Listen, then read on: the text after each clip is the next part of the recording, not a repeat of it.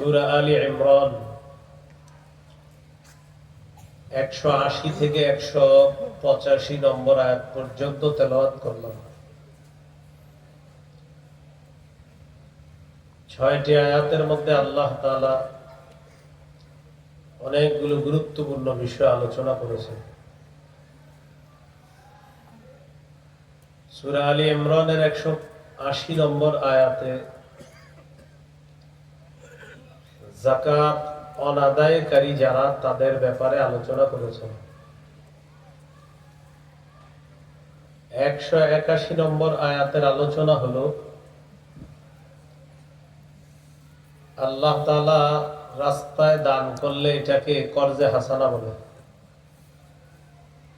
আল্লাহর রাস্তায় দান করা মানে আল্লাহকে আপনি কর্জে হাসানা দেওয়া।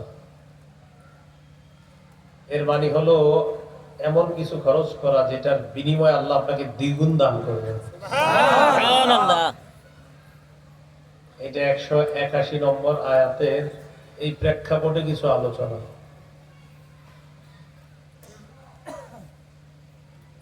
এর পরের আলোচনা হলো একদল ইহুদিদের কাছে রাসূল সাল্লাল্লাহু আলাইহি সাল্লামের দাওয়াত পৌঁছার পর তারা বলল,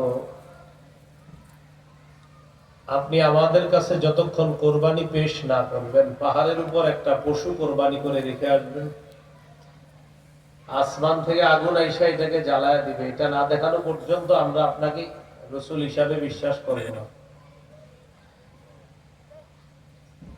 এটা হলো তৃতীয় বিষয়বস্তু। চতুর্থ বিষয়বস্তু, আল্লাহ তাআলা আমাদের নবীকে সান্ত্বনা দিচ্ছেন, হাবিব, তারা যদি আপনাকে মিথ্যাবাদী বলে, আপনার পূর্বে বহু রাসূলকে মিথ্যাবাদী বলা হয়েছে, ধৈর্য ধরবেন। সর্বশেষ 5 নম্বর বিষয়, যারা আপনার কথা বিশ্বাস করে আর যারা বিশ্বাস করে না সবাই মরবে, এটা বলে দেন। কিয়ামতের ময়দানে আমি বিশ্বাসী অবিশ্বাসী সকলকে উপস্থিত করব, প্রত্যেককে তার প্রাপ্য বুঝিয়ে দেওয়া হবে, এটা আপনি বলে দেন। এই মৌলিক 5টি বিষয় 180 থেকে 185 নম্বর আয়াতের আলোচনা। সূরা আলী ইমরানের 180 নম্বর আয়াতে আল্লাহ বলেন, অনুবাদটি আগে শুনেন।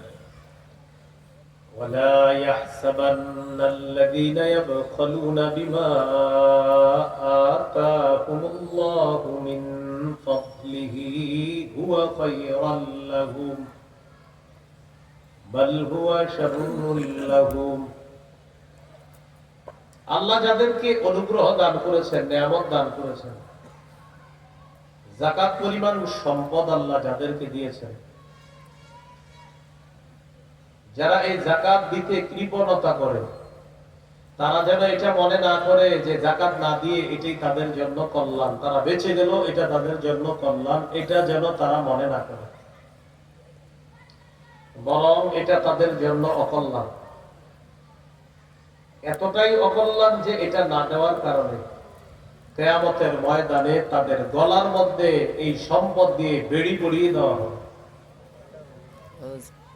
আল্লাহ তাআলা বলেন, ওয়ালা ইয়াহসাবান্নাল্লাযীনা ইয়াবখালুনা বিমা আতাহুমুল্লাহু মিন ফাদলি। আল্লাহ যাদেরকে অনুগ্রহ করেছেন, নিয়ামত দিয়েছেন, সম্পদ দিয়েছেন, যারা এইসব সম্পদ খরচ করতে কৃপণতা করে, যাকাত দিতে কৃপণতা করে, তারা যেন লা ইয়াহসাবান্না, এটা মনে না করে, হুয়া খায়রুল লাহুম, যেটা তাদের জন্য কল্যাণ, বাল হুয়া শাররুল লাহুম, আল্লাহ বলেন এটা তাদের জন্য অকল্যাণ। সাইতাওয়াকুনা মা বাখিলু বিহি ইয়াউমাল কিয়ামাহ, কিয়ামতের দিন এই সম্পদ তাদের গলার মধ্যে বেড়ি পরিয়ে দেওয়া হবে। সম্পদের মাধ্যমে যেটা যাকাত দেয় না, এটা দিয়ে তাদের গলায় বেড়ি পরিয়ে দেওয়া হবে। আয়াতের ব্যাখ্যায় রাসূলুল্লাহ সাল্লাল্লাহু আলাইহি সাল্লাম বলেন, মান আতাহুল্লাহু মালা فلم يؤد زكاته مثل له يوم القيامة شجاعا أقرع। যাকে আল্লাহ যাকাত যোগ্য সম্পদ দান করেছেন আর সে যাকাত দিল না, তার এই সম্পদ কিয়ামতের ময়দানে টেকু বিষধর সাপে রূপান্তরিত করা হবে, আর এই সাপ তার গলায় পেঁচিয়ে দেওয়া হবে।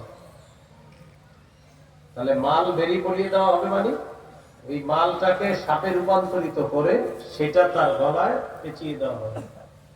সাপ তার মুখের কাছে গিয়ে বলবে, আনা কানজুকা আনা মালুকা, আমি তোমার সম্পদ, যে সম্পদের যাকাত তুমি আদায় করো নাই। তাহলে বলেন, যাকাত না দেওয়াটা কি কল্যাণ হলো না অকল্যাণ?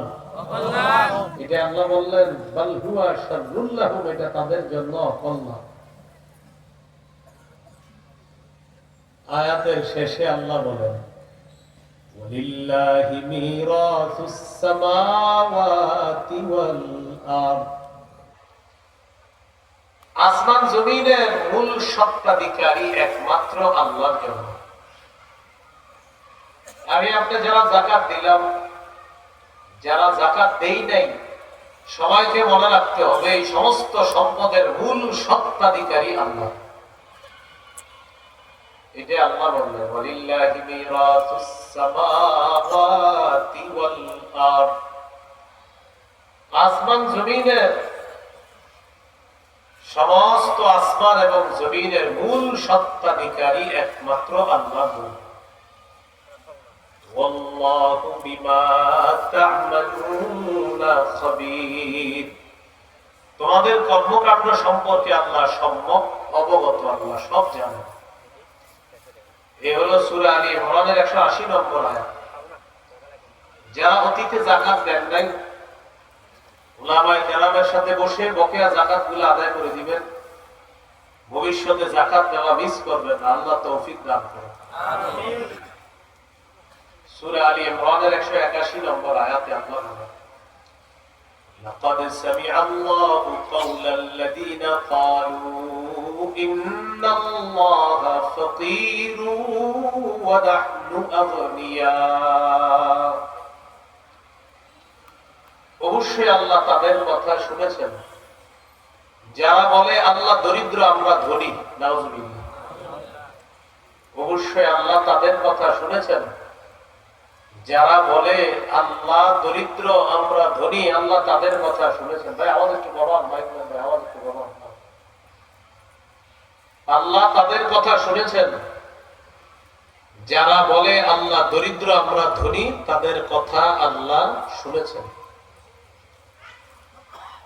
এখন এই বিষয়টা কি আসলে? রাসূলুল্লাহ সাল্লাল্লাহু আলাইহি সাল্লাম একটা চিঠি লিখছেন, চিঠি। এই চিঠিটা ইহুদিদের উদ্দেশ্যে লিখছেন। চিঠির মধ্যে ইহুদিদেরকে ইসলামের দাওয়াত দিয়েছেন। চিঠির মধ্যে ইসলামের দাওয়াত দেওয়া। আওয়াজ কমাবেন, আওয়াজ না কমালে কিন্তু মাইক ওদিকে নিব, আওয়াজ না কমালে মাইক শুধু পিছনে নিব। আওয়াজ কমাবেন, আওয়াজ বাড়াবেন না, কালকে বাড়ায়, গতকালকে বাড়াইছেন, আগামীকালকে বাড়ায়, আজকে কমায় রাখবেন, কমাইতে বলি না, কমাইতে। আমি সবসময় কমাইতে বলি, বাড়াইতে বলি না, বাড়ানো তো হয় না। রাসূলুল্লাহ সাল্লাল্লাহু আলাইহি সাল্লাম একটা চিঠি লেখেন। এই চিঠির মধ্যে লেখা ইহুদিদেরকে ইসলামের প্রতি আহ্বান করেছেন। এটার মধ্যে লেখা ইসলাম গ্রহণ করার পর কিছু বিধান আছে, নামাজের বিধান, এগুলো লেখলেন। রাসূলুল্লাহ সাল্লাল্লাহু আলাইহি সাল্লাম তাদেরকে আরো বললেন আল্লাহর রাস্তায় কিছু দান করার জন্য, মানে কর্জে হাসানা আল্লাহকে দেওয়ার জন্য। এই চিঠি যে সাহাবীকে দিয়ে পাঠাইছেন তার নাম আবু বকর সিদ্দিক রাদিয়াল্লাহু তাআলা। আবু বকর সিদ্দিক রাদিয়াল্লাহু তাআলা আনহু ইহুদিদের পাঠশালায় গেছে। পাঠশালা, ইহুদিদের পাঠশালা যাওয়ার পর সেখানে গিয়ে দেখেন একদল ইহুদি বসা, সামনে তাদের আলেম বসা।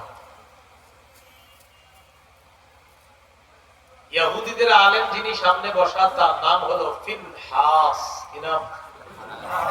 যদি অনেক বাংলা কিতাবে পাবেন আপনারা, তার নাম ফাখহাস লেখা। কি লেখা? ফাখহাস। তাফসীর ইবনে কাসিরে তার নাম লেখছে ফিনহাস। এই ইহুদি আলেমের পাশে আরেকজন আলেম বসা, তার নাম হলো আশইয়া। কি নাম? যদিও কিছু বাংলা অনুবাদের মধ্যে পাবেন তার নাম লেখা উশাইয়া।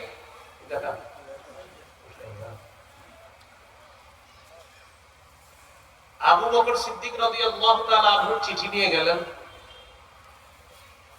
যাওয়ার পর ইহুদিদের যে আলেম তার সাথে দেখা করলেন।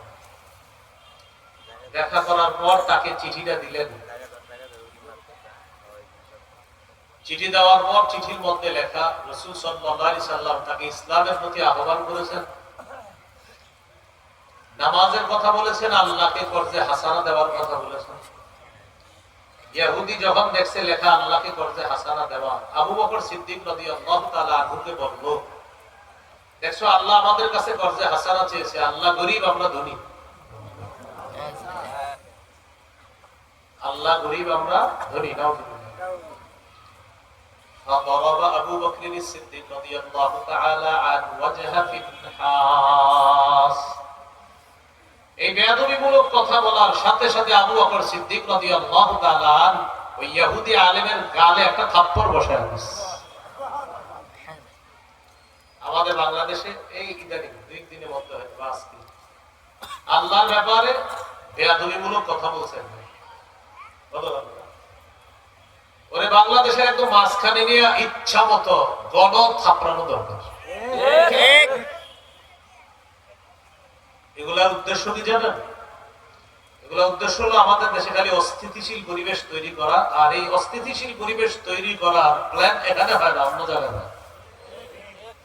খালি অস্থিতি, আর এগুলো বললেই তো অস্থিতিশীল পরিবেশ তৈরি হবে। আল্লাহর ব্যাপারে বেয়াদবিমূলক কথা বলছে, গালে থাপ্পড় বসায় দিয়েছে। থাপ্পড় দেওয়ার পর আবু বকর সিদ্দিক রাদিয়াল্লাহু তাআলা আনহু বললেন, লাউলা আল্লাযী বাইনানা ওয়া বাইনাকুম মিনাল আহদি লাদরাবতু উনুকাকা। আমাদের মাঝে আর তোমাদের মাঝে যদি শান্তি চুক্তি না থাকতো, আমি আবু বকর তোমার কল্লাটা ঘুরাইয়া দিতাম। আজকে তো গালে মারলাম, তোমাদের সাথে আমাদের একটা শান্তি চুক্তি চলতেছে, এই জন্য শুধু আজকে গালে মারলাম। শান্তি চুক্তি না চললে তোমার গলাটা উড়াইয়া দিতাম। নরম আবু বকর সিদ্দিক রাদিয়াল্লাহু তাআলা আনহুর গরম কথা। এখান থেকে বোঝা যায় প্রয়োজনে জালেমের বিরুদ্ধে, মুনাফিকের বিরুদ্ধে, আল্লাহর ব্যাপারে যারা অসত্য, অন্যায়, বেয়াদবিমূলক কথা বলে তাদের বিরুদ্ধে নরম মানুষও গরম হওয়া, এটা শরীয়তের দাবি।